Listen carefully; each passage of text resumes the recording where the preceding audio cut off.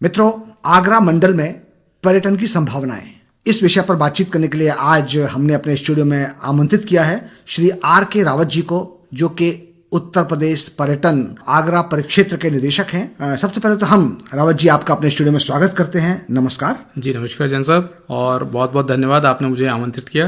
आगरा पर्यटन के क्षेत्र में किस प्रकार से यहाँ पे वृद्धि हो सकती है, इस संबंध में अपने विचार रखना चाहता हूँ। जी जी जी। रावत जी, हम आपसे जानना चाहते हैं क्योंकि आगरा मंडल एक बहुत बड़ा क्षेत्र है और आगरा के नाम पर जब लोग बात करते हैं टूरिज्म की, तो सिवाय ताजमहल या आगरा फोर्ट या फतेहपुर सीकरी, इन दो चार जो मोनूमेंट्स हैं, इनके अलावा मतलब लोगों को समझ नहीं आता है कि आखिर और क्या है।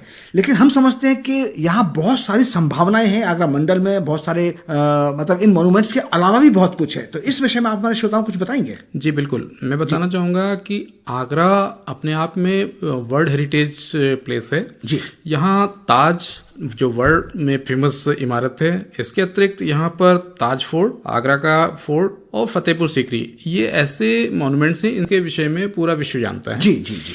लेकिन हम ये भी बताना चाहेंगे कि इन इमारतों के अतिरिक्त भी बहुत सारी ऐसी चीजें हैं जो आगरा को अपने आप में अनोखा अलग करती हैं, और यहाँ आने वाले पर्यटकों को विशेषकर इन चीजों से भी मैं रूबरू कराना चाहूंगा। आगरा अपने आप में एक हेरिटेज सिटी है जी, और यहाँ पर नैसर्गिक पर्यटन में भी काफी विकास हुआ है जी। आप वाटर स्पोर्ट्स में देख लीजिए, आप यहाँ पे हमने हॉट एयर बैलून का फेस्टिवल किया, उसको आप देख सकते हैं, जो आने वाले टूरिस्ट के लिए एक आकर्षण का केंद्र रहा है जी।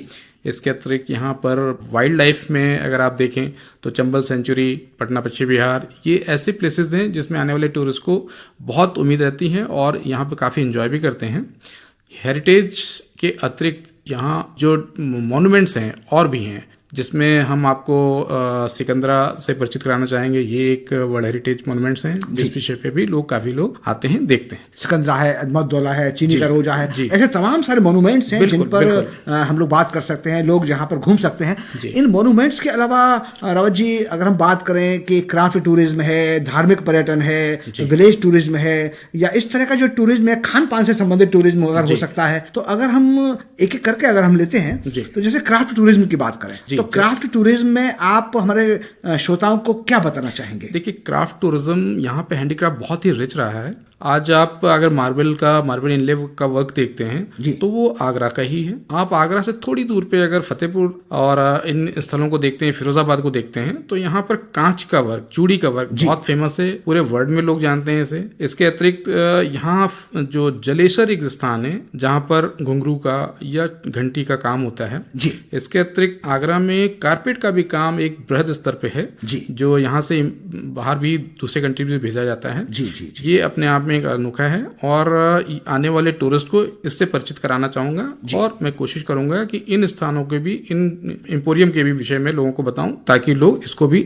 जान सकें। इसके अलावा मैं समझता हूं कि शायद मैनपुरी में भी तारकशी का कुछ काम होता है जी। बिल्कुल बिल्कुल। तो ये सारी चीजें हाईलाइट होनी चाहिए, लोगों को पता होनी चाहिए, और हमारे जो टूरिस्ट आते हैं, बाहर से आते हैं, उनको भी इस बारे में अवगत कराया जाना चाहिए। बिल्कुल नहीं, इसमें विभाग की तरफ से जो विभागीय वेबसाइट है उस पे सारी इंफॉर्मेशन है। अच्छा। इसके अतिरिक्त हम इस पे अलग से ब्रोशर वगैरह भी प्रिंट करवा रहे हैं जी, जो टूरिस्ट को दे सकें और टूरिस्ट उसके विषय में जान सके। जहां तक धार्मिक पर्यटन की आपने बात की जी, तो धार्मिक पर्यटन में यहाँ Bateshwar, sorrow, Mathura world fame है, जो आने वाले टूरिस्ट को अपनी आइटनरी में ये स्थान जरूर रखते हैं और वो इन स्थानों को विजिट करते हैं। जहां तक मुझे याद आता है कि बटेश्वर के पास ही शौरीपुर एक जगह है जो जैन तीर्थंकर भगवान नेमिनाथ के जन्म से संबंधित है। जी। तो ये जो शौरीपुर की आपने बात की, यहाँ जैन संप्रदाय के बड़ी संख्या में लोगों का आना जाना होता है जी, और इसमें वर्ष में एक मेला भी लगता है जी, जिसपे काफी संख्या में टूरिस्ट आते हैं और यहाँ पे पार्टिसिपेट करते हैं। अच्छा, इसके अलावा जो वाइल्ड लाइफ अगर टूरिज्म की बात करें हम,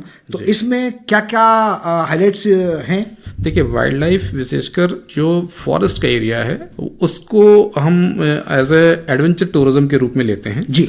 इसमें चंबल, कीथम, पटना पक्षी विहार और समान बर्ड सेंचुरी, ये ऐसे स्थान हैं जो लोगों के आकर्षण का केंद्र हो सकते हैं। इसमें से कीथम और चंबल पे काफी संख्या में टूरिस्ट आते भी हैं। इसके आंकड़े हम लोगों के पास आते हैं और हम विभाग की तरफ से इसमें इनको और भी ज्यादा हाईलाइट करने की कोशिश कर रहे हैं। ये पटना पक्षी विहार है, ये समान पक्षी विहार है, मैनपुरी में है जी। तो यहाँ पर भी संभावनाएं हो सकती हैं। बिल्कुल जी जी जी। इसके अलावा जो चंबल सेंचुरी है, ये यहाँ घड़ियालों का जो केंद्र है वो बहुत ही फेमस है वर्ल्ड लेवल पर, तो इसको हम हाईलाइट कर सकते हैं और ज्यादा बेहतर तरीके से। बिल्कुल जी। इसमें आने वाले टूरिस्ट के लिए हम अगर वहाँ पर एकोमोडेशन उपलब्ध करा पाएं जी, वहाँ पे हम वाटर स्पोर्ट्स की एक्टिविटीज करा पाएं या वहाँ पर एक गाइड व्यवस्था कर सकें, रेस्ट हाउस बना सकें, तो आने वाले टूरिस्ट को इसका विशेष लाभ होगा और टूरिस्ट इसमें एंजॉय करें। रावत जी, कई बार हम लोग बात करते हैं कि जो विलेज टूरिज्म की बात आती है जी, तो मतलब जो बाहर किससे जो हमारे विदेशी जो टूरिस्ट आते हैं तो उनको यहाँ के जो गांव का जो रहन सहन है, जीवन शैली है, उसको देखने का बड़ा इंटरेस्ट होता है। तो या मतलब आपका विभाग क्या इस बारे में भी कुछ कर रहा है क्या? जी बिल्कुल। देखिए, डिपार्टमेंट का पॉलिसी है टूरिज्म की, खास करके विलेज टूरिज्म। ऐसे विलेज जहाँ पर हैंडीक्राफ्ट काफी रिच है, जहाँ पे कुजीन बहुत रिच है या जहाँ पर फोक बहुत रिच है, उन विलेजों को हमने अपने आइडेंटिफाई किया है, जिसमें आगरा परिक्षेत्र में बरारा और कक्षपुरा 2 विलेज आते हैं जी जी, जिनको विलेज टूरिज्म के पैरामीटर्स में हम लेके उसमें डेवलपमेंट करा रहे हैं। इससे एक फायदा ये होगा कि टूरिस्ट को वहाँ की चीज़ों की जानकारी होगी जी। दूसरा, वहाँ रहने वाले ग्रामीणों के जीवन यापन में भी अपलिफ्टमेंट होगा उनके लाइफ का, उनको रोजगार मिलेगा। बिल्कुल। और उनका जो हैंडीक्राफ्ट वर्षों से चला आ रहा है वो लुप्त होने के कगार पे था, जिसको हमने विलेज टूरिज्म के रूप में लेकर और डेवलपमेंट करा के और इसे एक ऐसे लेवल पे लाया है कि अब उनको इसमें रुचि है और आने वाले टूरिस्ट को भी एक अच्छी चीज मिल जाती है, जानकारी मिलती है। अच्छा, इसके अलावा जैसे खान पान से संबंधित अगर हम बात करें तो इसको भी हम अपने टूरिज्म के मेन्यू में शामिल कर सकते हैं। बिल्कुल बिल्कुल। देखिए, जो खान पान की बात की आपने, तो हर एक स्थान का कुछ ना कुछ स्पेशल होता है जी, और उसको हम लोग फूड फेस्टिवल के रूप में आयोजन करा के लोगों को उस कुजीन के बारे में जानकारी देते हैं, उसका टेस्ट कराते हैं।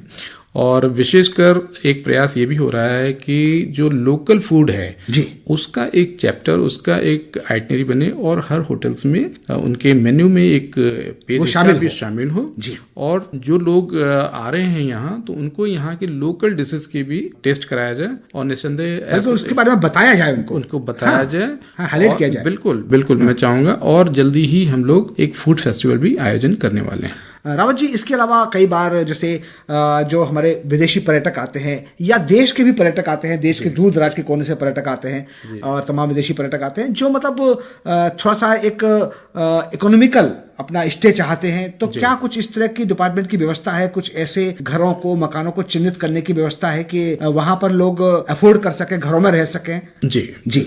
ऐसा जो टूरिस्ट विशेषकर इंडिया से जो यूपी में आ रहा है, यूपी में आने वाले टूरिस्ट में 90% लोग आगरा आना चाहते हैं जी। वो विशेषकर आगरा ताज के लिए, विशेषकर यहाँ पर जो फोर्ट है उसके लिए। तो इनको देखते हुए विशेषकर उन टूरिस्ट के लिए जो ज़्यादा इकोनॉमिकली स्ट्रांग नहीं है, लो बजट टूरिस्ट है, उनके लिए छोटे होटल्स या डॉर्मेट्री की व्यवस्था की जा रही है जी। और विभाग के भी जो होटल्स हैं उसमें उन्हें डॉर्मेट्री में रह सकें, स्टे कर सकें, ऐसी व्यवस्था की जा रही है। और कोशिश हमारी यही है कि आने वाले टूरिस्ट को हर तरीके की व्यवस्था सुविधा संपन्न हो। रावत जी, चलते चलते एक बात और हम पूछना चाहेंगे कि जैसे आगरा में 3 वर्ल्ड हेरिटेज मोन्यूमेंट्स हैं, सिकंदरा, फतेहपुर सीकरी और ताजमहल जी। क्या इसके अलावा और भी कोई आगरा फोर्ट, ताजमहल और फतेहपुर सीकरी जी, क्या इन मोन्यूमेंट्स के अलावा भी कोई ऐसे मोन्यूमेंट्स पाइपलाइन में हैं जिनको हम वर्ल्ड हेरिटेज की श्रेणी में मतलब डालने की कोशिश कर रहे हैं?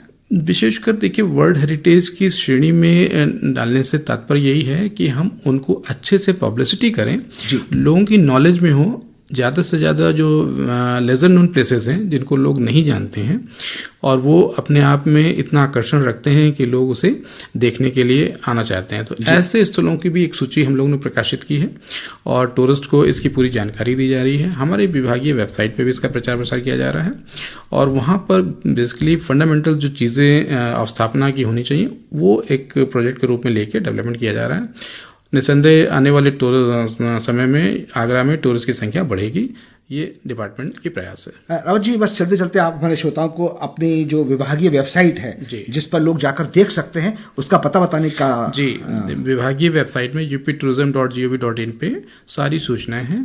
विभाग का अपना अलग वेबसाइट जिसमें पूरे प्रदेश की जानकारी है, उसमें अगर आप सेलेक्ट करते हैं आगरा या कोई अन्य जिला तो वहाँ के जो भी अट्रैक्शंस हैं, वहाँ जो इवेंट्स हैं उसका पूरा विवरण आपको मिलेगा और ये आपके लिए बहुत सहायक होगी। इसके अतिरिक्त हमारा यूपी टूरिज्म का ऑफिस जो कैंट में है, यहाँ पर भी हम टूरिस्ट को पूरी इन्फॉर्मेशन देते हैं। इसके अतिरिक्त हमारा स्टेशन काउंटर पे भी है, तो इस तरह हम टूरिस्ट को, आने वाले टूरिस्ट को पूरी तरीके से सूचना प्रदान करते हैं और आने वाले टूरिस्ट को इसका लाभ भी मिलता है। चलिए, आपने आगरा मंडल में पर्यटन की संभावनाएं इस विषय पर बहुत ही व्यापक बातचीत की और जो मॉन्यूमेंट से इतर जो टूरिज्म की संभावनाएं हो सकती हैं उन पर विस्तार से बताया। धार्मिक पर्यटन हो सकता है और विलेज पर्यटन हो सकता है या वाइल्ड लाइफ पर्यटन हो सकता है, तो निश्चित रूप से लोग अलग कुछ हटकर चाहते हैं और इसके बारे में आपने विस्तार से बताया। आप हमारे स्टूडियो में पधारे, आपका बहुत बहुत आभार, बहुत बहुत धन्यवाद, बहुत बहुत शुक्रिया। बहुत बहुत धन्यवाद आपका भी, आपने मुझे बुलाया। मैंने आपके आकाशवाणी के माध्यम से लोगों को पर्यटन के विषय में जानकारी दी, इससे लोगों को पूरी सूचनाएं प्राप्त होंगी और उम्मीद करते हैं कि आने वाले पर्यटकों की संख्या में निश्चय वृद्धि होगी। धन्यवाद।